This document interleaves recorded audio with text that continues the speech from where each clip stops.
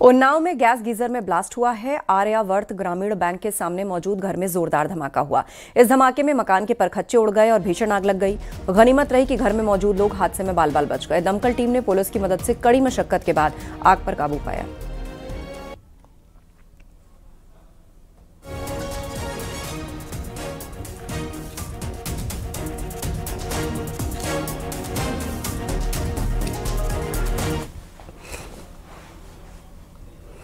अलीगढ़ से बड़ी खबर है। निलंबित और लापता इंस्पेक्टर अनुज कुमार को लेकर पुलिस ने पोस्टर लगाया। इसमें कहा गया कि लापता इंस्पेक्टर का पता बताने वाले को 50,000 रुपए का इनाम दिया जाएगा। आपको बता दें, इंस्पेक्टर अनुज कुमार 2 महीने से लापता है। इंस्पेक्टर अनुज कुमार अलीगढ़ में तैनात थे और पुलिस ने इंस्पेक्टर की गुमशुदगी के पोस्टर भी चस्पा किए हैं। तो तस्वीर इंस्पेक्टर अनुज कुमार की है जो स्क्रीन पर दिख रही है। आपने, आपके किसी जानने वाले ने इस तस्वीर में दिख रहे चेहरे या इससे मिलते जुलते चेहरे को देखा हो तो अपने निकटवर्ती पुलिस स्टेशन को जरूर इत्तला दें। 50,000 का इनाम रखा गया है।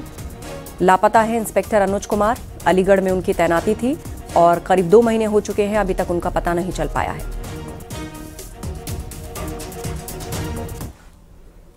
झांसी में पुलिस ने धोखाधड़ी कर रुपए हड़पने वाली 25,000 की नामी महिला को गिरफ्तार किया। बताया गया कि झांसी के प्रेमनगर में रहने वाले खेमचंद्र शर्मा के साथ 25 फरवरी 2021 को 25 लाख की धोखाधड़ी हुई थी और पीड़ित ने थाने में केस दर्ज कराया।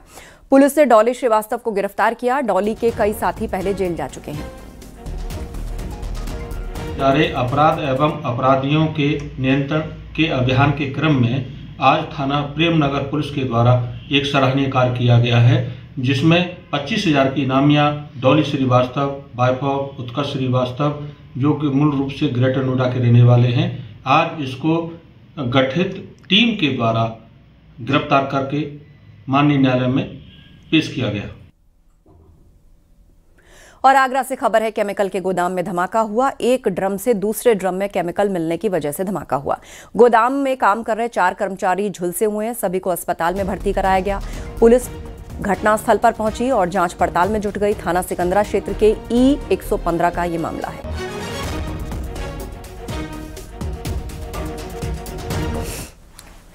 मेरठ में शादी वाले घर में भाई ने भाई की चाकू से गोद कर हत्या कर दी। प्रॉपर्टी विवाद को लेकर दोनों में झगड़ा चल रहा था।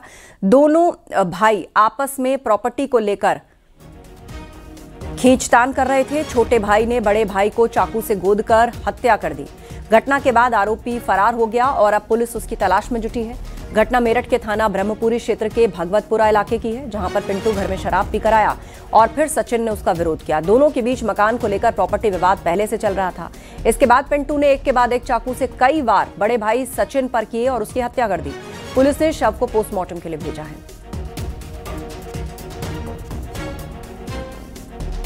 वो थाना ब्रह्मपुरी से आया था। 2 भाइयों के बीच में झगड़ा हुआ था, जिसके कारण जो मृतक थे उनका नाम सचिन वर्मा है, तो वो उनकी जांघ पे चाकू जैसा कुछ लगने के कारण नस फट गई और नस फटने के कारण जो खून का बहाव रहा है वो बहुत ज़्यादा था और ज़्यादा खून बहने की वजह से उनकी मौत हो गई। अब उसे मोर्चरी वगैरह में? हाँ जी, मोर्चरी में रखा गया है। पुलिस की कार्रवाई चलेगी अब। बलरामपुर के थाना पचपेड़वा क्षेत्र में हुए शख्स की हत्या का पुलिस ने 24 घंटे में खुलासा किया। मृतक की पत्नी ने अपने प्रेमी और उसके साथी के साथ मिलकर पति की हत्या करवाई। पुलिस ने पत्नी पूनम उर्फ फूला, उसके प्रेमी चंदन और साथी सूरज गौतम को गिरफ्तार कर लिया। पूछताछ में पत्नी ने हत्या की साजिश कबूल की। पुलिस के मुताबिक मृतक ने पत्नी को प्रेमी चंदन के साथ आपत्तिजनक हालत में देख लिया था और इसी से नाराज होकर पत्नी ने प्रेमी चंदन और उसके दोस्त सूरज संग मिलकर पति को रास्ते से हटाने की योजना बनाई। अगले दिन तीनों ने मिलकर चंद्रभान को सागौन के बाग में ले जाकर शराब पिलाई और गमछे से गला दबाकर हत्या कर दी। जनपद बलरामपुर के थाना पचपेड़वा क्षेत्र में डेड बॉडी एक पुलिस को कल मिली थी और उसी डेड बॉडी का सफल अनावरण आज 24 घंटे के भीतर बलरामपुर पुलिस ने कर दिया है। जो उक्त डेड बॉडी मिली थी उसमें जो हत्या हुई थी, इसमें शामिल 3 अभियुक्तों को पुलिस ने गिरफ्तार कर लिया है। प्रथम दृष्टया गले पे थोड़े निशान थे, उसके बाद पुलिस ने इसकी छानबीन शुरू की। इसमें मुकदमा पंजीकृत करके छानबीन शुरू की। और छानबीन में एक व्यक्ति का नाम प्रकाश में आया, चंदन नामक व्यक्ति का। और उसके बाद जब हम लोगों ने सभी सर्विलांस और सभी साक्ष्यों को जोड़कर देखा और फिर उसे पूछताछ के लिए बुलाया गया, तो उसने अपनी गलती को माना और पूरी घटना को कबूल किया।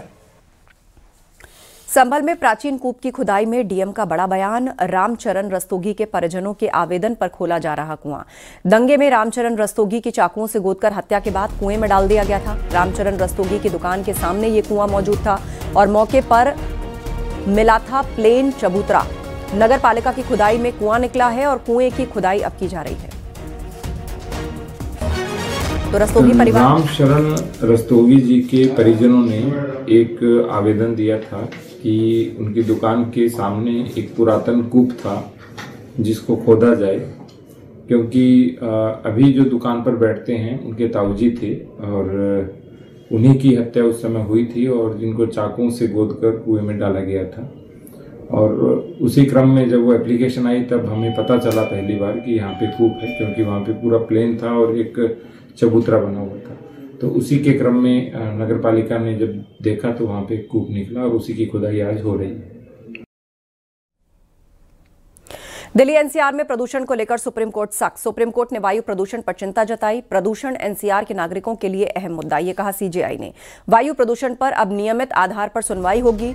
जनता की तरह हम मुश्किलों का सामना कर रहे हैं, सीजेआई ने यह टिप्पणी की है।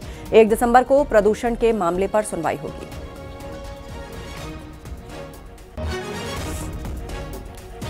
दिल्ली एनसीआर में वायु गुणवत्ता खराब श्रेणी में बरकरार है। ग्रेटर नोएडा से लेकर दिल्ली एनसीआर में सबसे ज्यादा प्रदूषण है।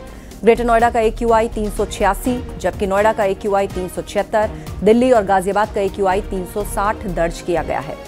ग्रैप 3 लागू होने के बाद भी सुधार नजर नहीं आया। नोएडा अथॉरिटी लगातार मैकेनिकल स्वीपिंग और वाटर स्प्रिंकलिंग करवा रही है। AQI 386 दर्ज किया है। इस वक्त हम नोएडा में मौजूद हैं और आपको सीधी तस्वीरें दिखाएंगे। विजिबिलिटी भी बेहद कम है। ग्रेटर नोएडा के बाद दूसरे स्थान पर नोएडा का AQI दर्ज किया गया है, जो AQI 376 है।